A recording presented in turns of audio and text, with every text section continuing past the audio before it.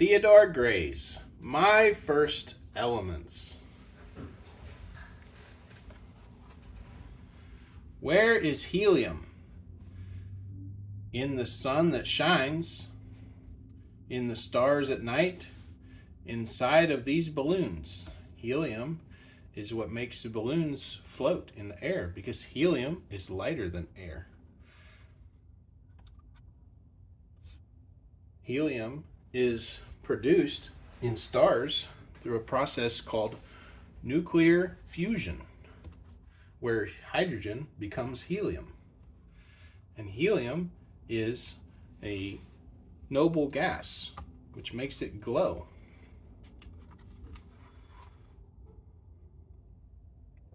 Carbon. Carbon makes coal that keeps us warm. Diamonds that sparkle and shine, and pencils to write with. Graphite, coal, and diamond are three forms of carbon.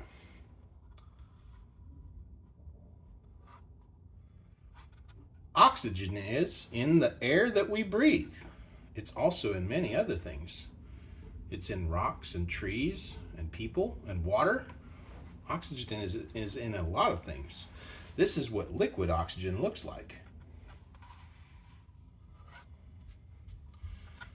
Chlorine. We can find chlorine in the swimming pool, and salt for our food, and bleach that makes our clothes white.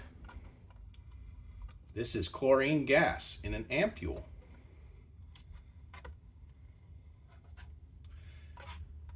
Where is calcium? Calcium is in cold milk that we drink, in colorful chalk that we use to draw, in seashells at the seashore. It's also in our bones and our teeth. It's actually an alkali metal. Isn't that crazy? Your bones are made of metal. Iron. Iron makes nails to hammer, tools to build things, and pots to cook with. It's also in your blood. It's what makes you able to do all the crazy things that you can do.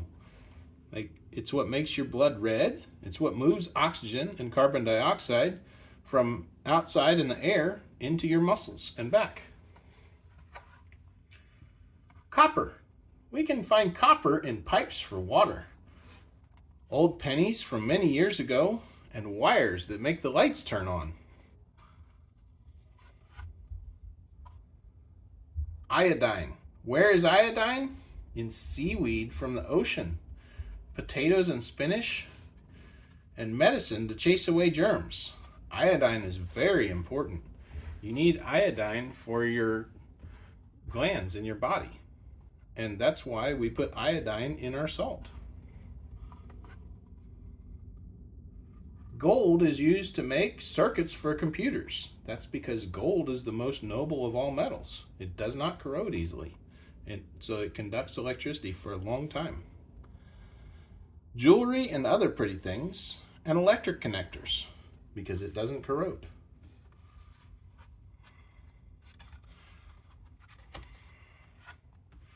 Here are all of the elements in the world. Here's hydrogen and helium, lithium, beryllium, sodium, magnesium, potassium, calcium, rubidium, strontium, cesium, barium, francium, radium, scandium, yttrium. I can't read that or that. Lanthanum, actinium, titanium, zirconium, hafnium, ruthenium, cerium, thorium, vanadium. That makes steel much stronger. They use it to alloy steel. Niobium, tantalum, dubnium, praseodymium, can't pronounce that, proactium, chromium. That's what makes stainless steel and chrome for cars. It actually is very good to prevent wear on surfaces, and it doesn't corrode. Molybdenum, tungsten, cyborgium, neodymium. This is used to make very strong magnets. Uranium, they use that to power nuclear reactors to make electricity. Manganese, technetium, rhenium, borium, promethium, neptunium. Iron, that is used to make almost anything in the world. Ruthenium, osmium, hassium, samarium, plutonium. That is used for making nuclear weapons and also for powering nuclear power plants to make electricity. Cobalt, rhobium, iridium. That's used mostly in spark plugs, and it's got a lot of uses.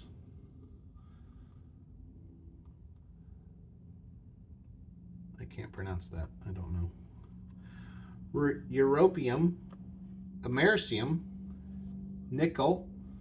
That's used for conducting electricity. It's used in EV batteries. So is cobalt. Palladium, platinum. That is used in a lot of things, but one of the biggest industrial uses is used for catalysts. Like in a catalytic converter on cars, they plate the catalyst matrix with platinum. Darstanium, gadonium, I don't know. Curium, copper, used for making wires and lots of things. It's very useful. Silver, it conducts electricity much better than anything else. Silver actually conducts electricity even when it's corroded very well. Like the corrosion, silver corrosion actually conducts electricity better than copper, is what I'm told. Gold is the most noble of all metals. It's also very, very malleable.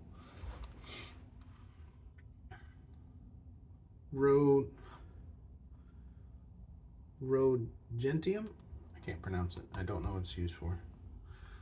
Terbium, Burkinium, zinc. Many things are used or are made with zinc. They make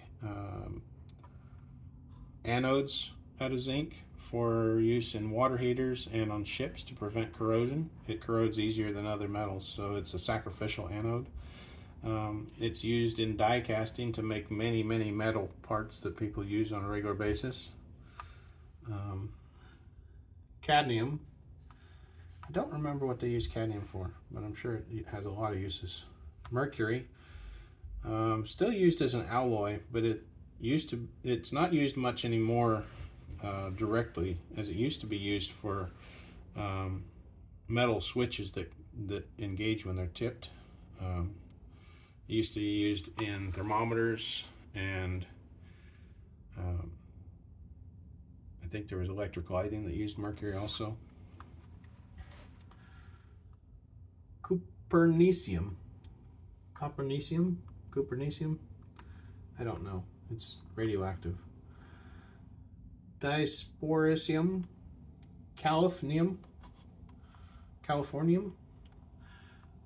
boron.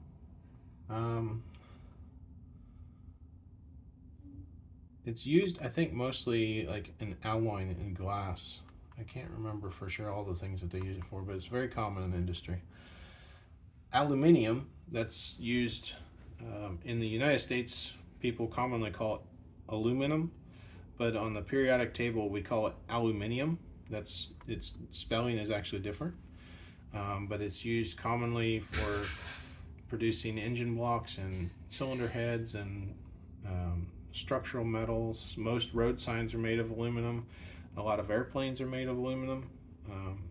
It's a very common material to be used. It takes a lot of electricity to produce it, but it is a very good material. It does not corrode it easily. Actually, which isn't strictly true. It actually corrodes very easily, but the corrosion seals off the outside of the metal and prevents it from corroding more. Gallium. Gallium actually will attack aluminum and destroys it if gallium comes into contact with aluminum. So will mercury. If mercury comes in contact with aluminum, it destroys aluminum. Or aluminium, I should say. Indium, I don't know what it's used for.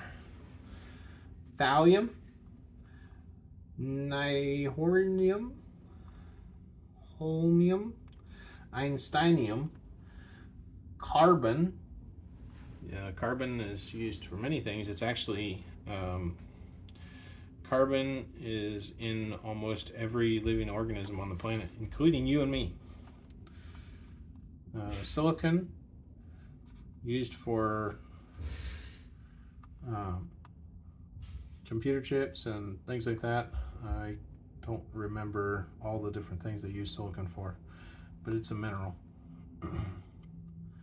Germanium. Tin is a very soft metal, a very low melting point. It used to be used for a lot of things. You can find tin by things that are made of pewter or made of tin. It's a very soft metal. You can bend it with your hands and it melts at around 450 degrees, if I remember, Fahrenheit. Lead or plum bum. Very soft, used commonly in car batteries, and it's used as a ballast, as weight in sailboats and things like that. It's very, very dense. Not the most dense, but it's very dense and easy to work with because it's relatively low melting temperature. I think it's around 700 degrees Fahrenheit. Ferrovium, erbium, ferminium. Nitrogen actually makes up the majority of the air that you breathe is nitrogen. It's very useful as a liquid when they compress it down then into a liquid. The temperature that nitrogen boils is very, very cold. So when you release the pressure, it will boil, and that will make things very cold. So it's used often to basically refrigerate parts to be able to create a press fit or interference fit between two parts when you put them together. It also is used for superconducting magnets. High temperature superconductors work at liquid nitrogen temperatures. Phosphorus, used commonly in matches. It's critical to the human body for proper function, among many other things that are highly reactive, like sodium and lithium. I'm trying to remember. Magnesium is also very important, and calcium. Those are all very reactive with hydrogen, and they're very important for the human body to work properly. So phosphorus is another one, very important. Plants need phosphorus as well. Arsenic is poisonous. It's bad for most living creatures on Earth, especially for humans. Antimony, bismuth. I don't remember what these two are used for. Moscovium,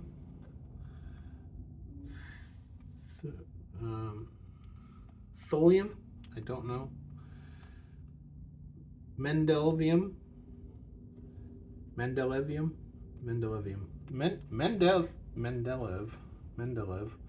was the man who came up with the idea for the periodic table. I don't know what that element does though. Oxygen, very, very important to life on Earth, and it's pretty much in most compounds that you find on Earth. Most minerals contain oxygen. We breathe in and out oxygen. Trees breathe in oxygen, or breathe in carbon dioxide and breathe out oxygen, and mammals and other animals breathe in oxygen and breathe out carbon dioxide. Sulfur,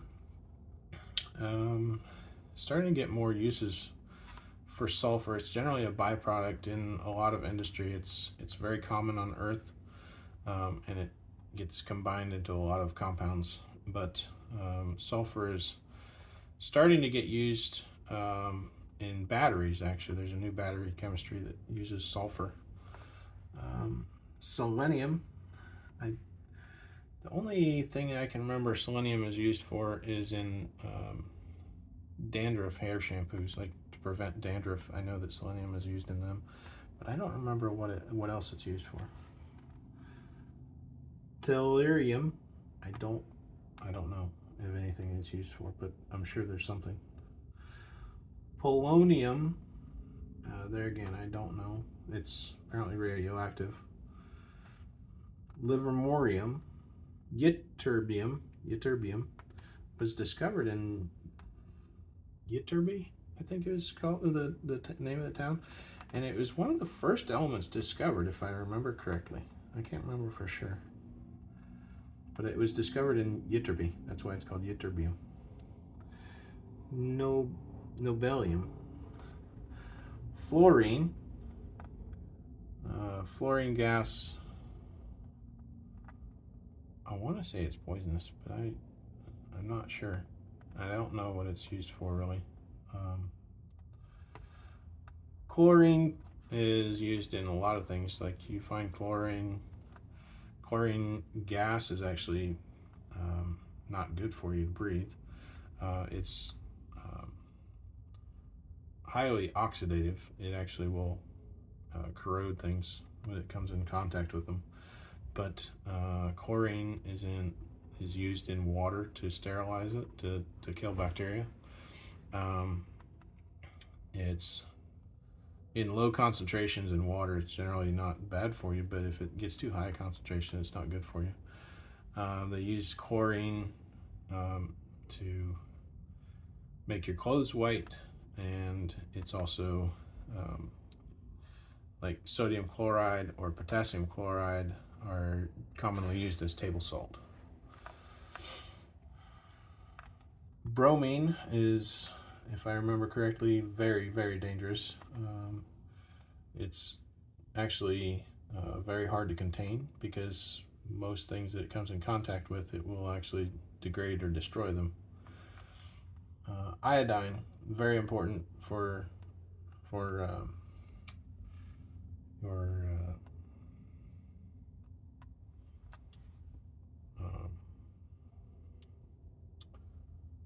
I can't remember what it's called. Your gland in your at the base of your neck. But it's very important, and it's in a lot of leafy green vegetables, especially seaweed and things like that. Very common. Like kelp has a lot of iodine. Astenine, tennessine, lutetium, lawrencium, helium, neon, argon, krypton, and xenon. Those are all noble gases, and they are commonly used in what people call neon signs. However, only the red ones are actually a neon sign. But this is the color that helium glows at when you put an electric arc through it, and this is the color that neon glows, and this is color argon glows, and this is color krypton glows, and xenon.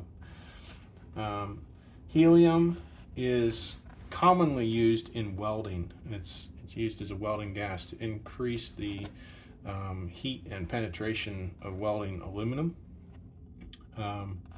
Neon, the only thing I know it's used for a lot is for neon signs, but I'm sure it has other uses. Argon is used very extensively in welding. It's a common gas in the atmosphere. Probably the cheapest gas that you can get aside from carbon dioxide straight out of the air. Argon's very common. Not nearly so common as carbon dioxide and nitrogen, but it's very common. Krypton, I don't know what they use krypton for other than signs. Xenon is used commonly in high performance light bulbs. Radon used to be used for glow-in-the-dark gauge faces and things like that in airplanes back in World War II era. It's not used so much for glow-in-the-dark things anymore because of the fact that it is radioactive, and they found that it was bad for people to work with it. Oganesson. I don't know what that's used for, if it's used for anything.